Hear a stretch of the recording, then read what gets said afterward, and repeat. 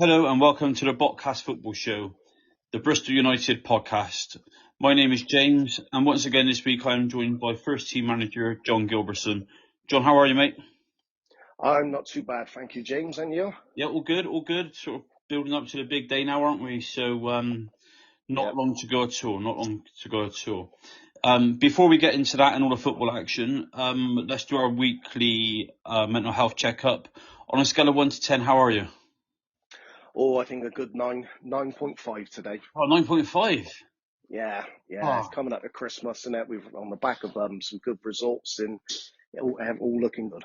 Happy days, mate. Happy days. That's good. Now, just before we get into the football talk, obviously, like you said, we're building up to the big day, and we're nearly there. There was a conversation. I don't know if you listened to TalkSport. There was a conversation on there the other day where Jeff Stelling announced he doesn't have gravy on a roast dinner. Right. So, what's your thoughts? Gravy on a roast dinner, yeah or no? Absolutely, definitely, yeah. That makes it. Yeah, I got to agree with you as well. But then again, I have had roast dinners without gravy, so I can see it from both sides. But yeah, I do think you're right. What you just said, it makes it a little bit, doesn't it? What about Yorkshire pudding on a Christmas dinner? Yep, a big yes for me.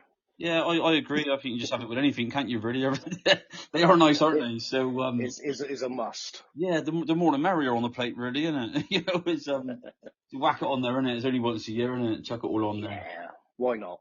Happy days. And I think the last time we spoke was last week, if I'm not mistaken. I think that's what you said before we started recording today. So let's forget about the football again for a second. How was the Christmas party? Really successful. It was a good night. Lots of people there. I think we had about 70, 80 people there, like friends, family, and stuff like that. A really, really good family club night. A few special visitors from Father Christmas, the elves, even the Grinch turned up at one point, tried to steal some presents. Oh no. But no, really, really good night. It was a good time was had by everyone, and yeah, presents flowing for all the children. Even the players got treated this year and had a nice gift waiting for them. So good night all round. And a few sore heads on a Saturday morning, was there, or not too bad? One or two. I got to admit, it was pretty good. The lads know we had a game the day after, and I've already told them as well, like to enjoy yourself. It's Christmas, but I think most of them sort of stayed a bit sensible. One or two, not so much so, and I wouldn't dare name any names. But one of them is our captain. But again, I won't name names. But he looked a bit worse for wear the morning after. Oh dear. Well, it didn't seem to make that much of a difference in terms of the football on show on Saturday, because obviously a good 6-4 win. So yeah, they must have been fairly fresh to run around and play football for 90 minutes and get a decent win. Yeah, it was a great day, and I was a bit worried myself. We was playing a very good side in Brislington, and two, like obviously drinking the night before isn't the best preparation for a game, but I got to admit, we were superb right from the off. We had a blip sort of 15 minutes just before half time, but the first half hour I thought we was fantastic, and the second half fantastic and controlled more or less all the game in was very worthy winners. And am I right in saying that you scored a goal without the opposition touching it from kickoff? Yeah. So it was again, as you know, we've talked about James. My sort of ethos on football is getting the ball down and playing. We kicked off. It was a dream start. Kicked off. I think there were 6 or 7 passes involved. We cut sort of through the side and went 1-0 up within the first 30 seconds without them touching the ball. And I mean, what a dream start for us that was on the to go 1-0 up like that. Yeah, I mean, I thought it was worth mentioning purely because you don't really see that. You don't see that very often, do you? Where you score a goal from kickoff without the opposition getting a touch. So no. I mean, we've scored a couple of early goals and we go at teams like fast at times, and but no, to go 1-0 up without the team touching the ball, and a lovely footballing move. A lot of people involved, quick passing and a through ball and a great finish by Jack Cousins. Yeah, very good start. And like you said, the rest of the game sort of was very, very promising in sort of I suppose I suppose it's a good end to I know you've got another game on Saturday, which we'll come to in a minute, but it's sort of looking at a good end to the year, isn't it, in terms of the football and where the club is? It is, and I don't know, and we had a tricky start to the season where we wasn't, we didn't get the start we wanted, but I mean, we just broke the club record now, so that's 6 wins on the bounce for us in all competitions. And the lads, they're playing some lovely football. We're not the finished article, we know that yet, and there's more to come from us. But with the young side, we're in a good place. And Saturday showed that 6 different goal scorers with Josh Gilbertson, Billy Gilbertson, Dylan Peters, Jack Cousins. I'm just trying to think who else scored now. Tom Blake and Tom Sam Blake. Morgan. I can't forget Sam Morgan, our big centre half. Yeah, he'd kill me if I didn't mention him. Yeah, lovely header from Sam. And Tom Blake, I mean, it's becoming a usual thing for Tom now to be banging goals game after game. But yeah, as a manager, 6 different goal scorers in a thoroughly strong performance. Another sort of a great day for us. Yeah, and also looking forward to 2024, because today's podcast will be the last one we do this year. Looking forward to 2024. I don't want to mention the P word because I know you don't want to mention the P word either, but that's got to be the target, hasn't it? Like going into the new year. It is, absolutely. And funny enough, we talked about this at the training session Tuesday night. And like I've taken pressure off the players, they're young kids, but at some point we have to start learning to deal with pressure. We're joint second in the league now.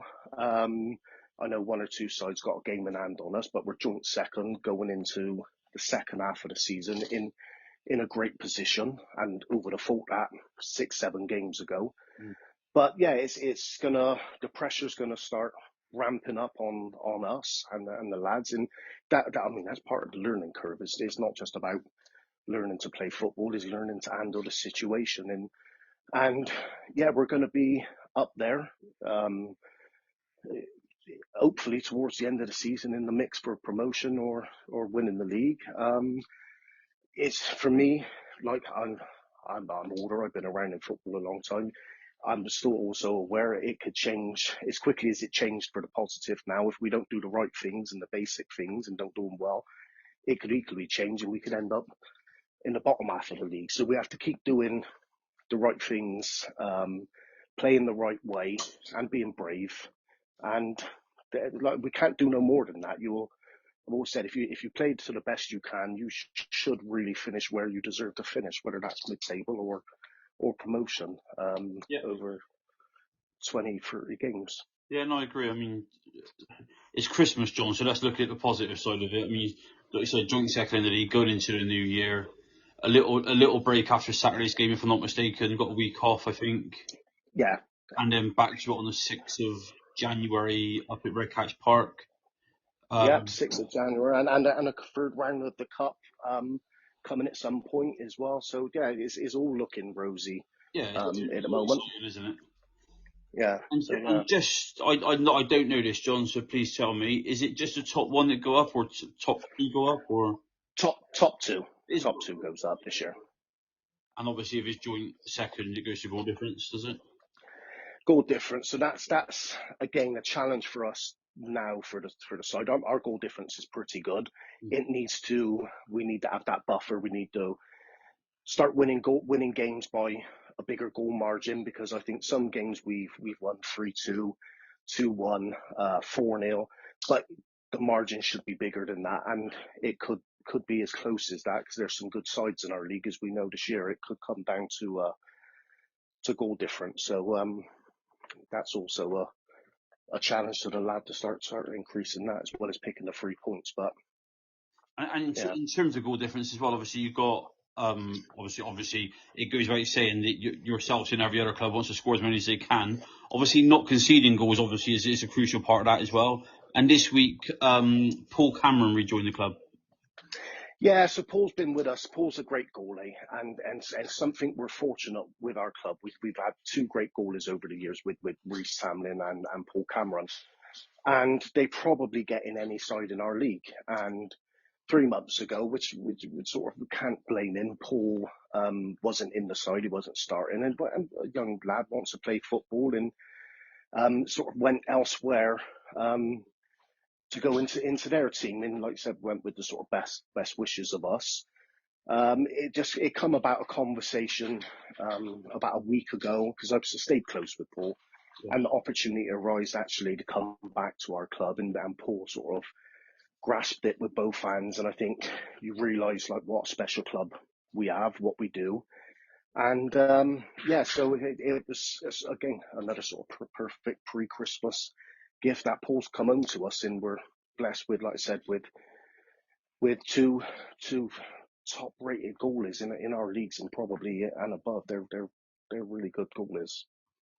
Good, that's good. Another positive sign for the club as well. Yeah, absolutely. Happy days, mate. Happy days. And then obviously this Saturday, the 23rd of December, Christmas Eve, as I like to call it.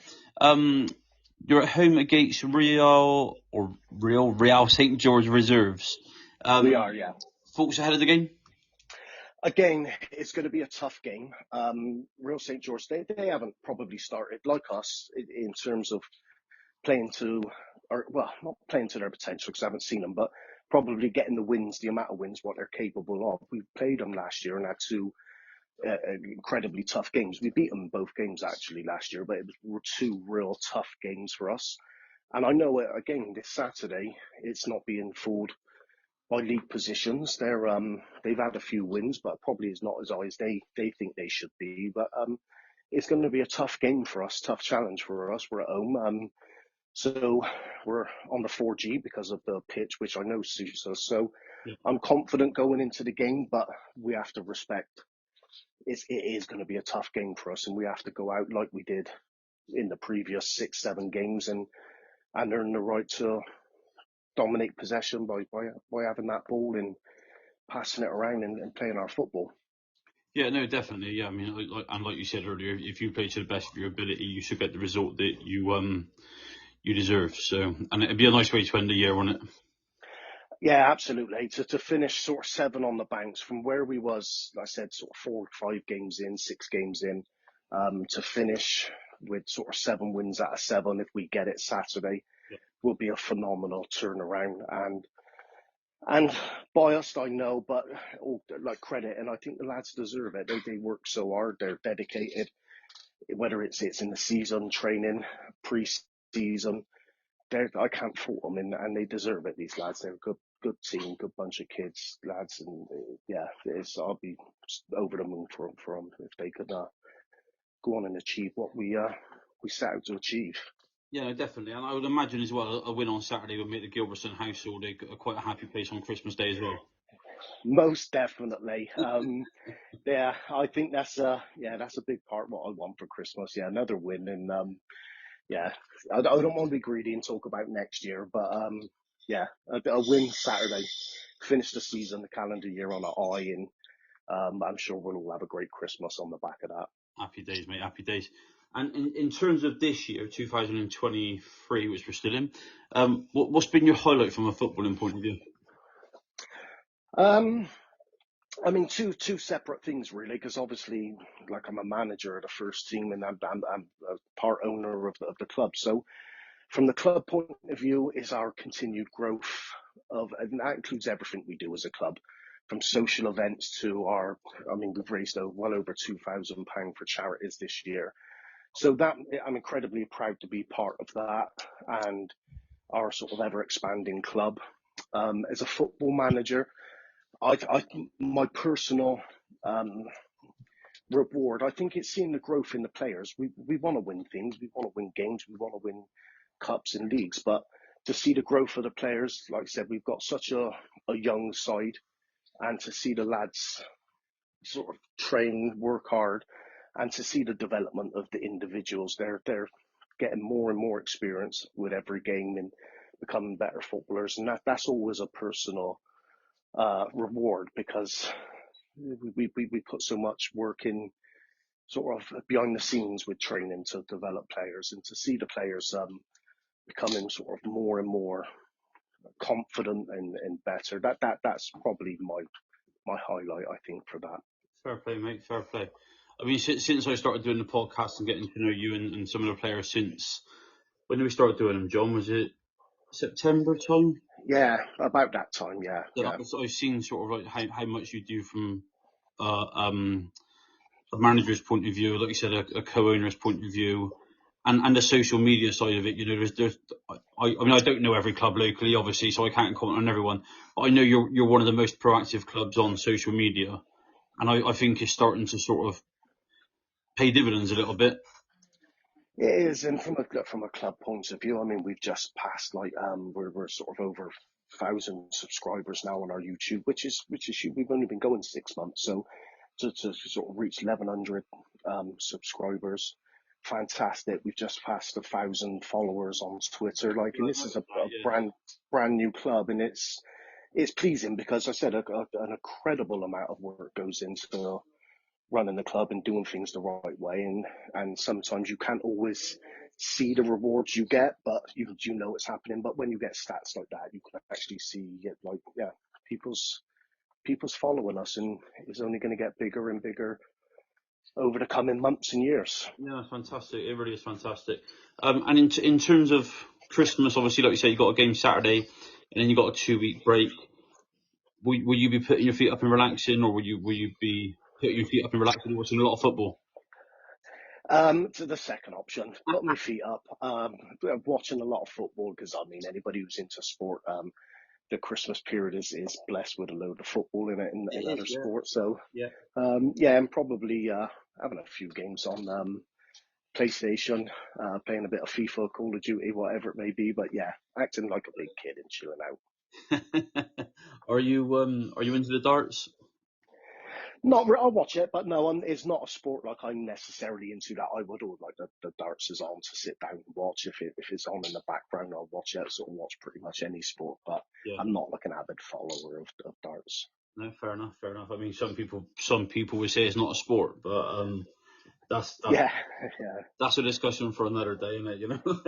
Yeah, definitely. But yeah, so, and obviously Spurs are sort of what's the right word to describe them, John? What are Spurs? I think we're at the moment. I think we're just slightly picking up. A lot of players missing, and I think we're just moving along nicely at the moment. Without the sort of the excellent start to the season that they had, they've been hampered by injuries, and I think we're getting a few wins here, a few losses there. And I don't think you'll really see the best of Spurs this year, but I think I'm hoping that they sign a couple in the January transfer window, bolster the squad. And I'm quite optimistic and enjoying watching them at the moment, even in the defeats. Just by they're an attractive side who tries to play attacking football, and for a Spurs fan, I mean that's a must, and it's nice to be able to see that again. But they're doing all right at the moment, which is a pleasant surprise. Yeah, and I think, like you just said, I think that the fact that people are enjoying watching them now, even like neutrals are enjoying watching them now, is a sign of progress at the club. Whereas before, a lot of people could take it or leave it. Whereas now, people want to watch them because they play some good attacking football, don't they? So yeah. Well, and it's always that's who doesn't like watching that. So that's exactly that's the best thing for Spurs fans at the moment. Yeah, no, totally. I mean, again, it's all promising from your club's point of view. Bristol United, Spurs, both seem to be on the up, so that's good. And the other team you support, we're not going to mention them, are we? So. No, I mean that I won't mention them, James, because I know you follow the other side. So let's call a Christmas truce and let's not mention any of them. Like the football game in the war, we'll call a truce. Like that. Yeah, no, happy days. Absolutely. So we are, like I said, we're gonna take a break over the Christmas, over next week, and relax, and then we'll regroup in beginning of January and start doing a podcast again next year. I just want to say thank you to yourself, John, and everybody at the club for sort of welcoming me into the club this year, and for all your time with the podcast as well. It's much appreciated. And a thank you from us, James, as well, for what you're doing with us and stuff. So again, a thank you on behalf of everybody at Bristol United. Yeah, it's my pleasure, mate. It's my pleasure. And in 2024, I will do my level best to get to as many games as I can, but as I said to you before, I can't promise. I mean, the good thing is I can watch all the games on YouTube, but nothing beats being at the game live. So I will do my very best to get to more games in the new year. To everybody that's listened to the podcast, downloaded, shared it, passed on the word about the podcast, thank you so much. Again, it's greatly appreciated by myself and the club. I just want to finish today by wishing everybody a very, very, very Merry Christmas. Enjoy it, relax, eat as much as you can, drink as much as you can if you drink, whatever, and just enjoy the time with the family because, I mean, from a footballing point of view, football can be all consuming sometimes, can't it?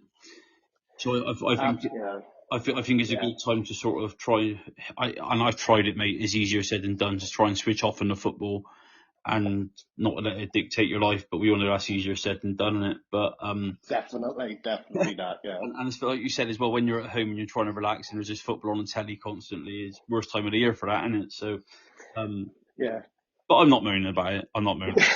I'm sure that the wives out there will be, but if you're a fellow footballer, you can't hide from it, can you? You can't hide from it, and but again, thank you to everybody for listening. Merry Christmas, John, to you and your family as well, and to everybody at the club.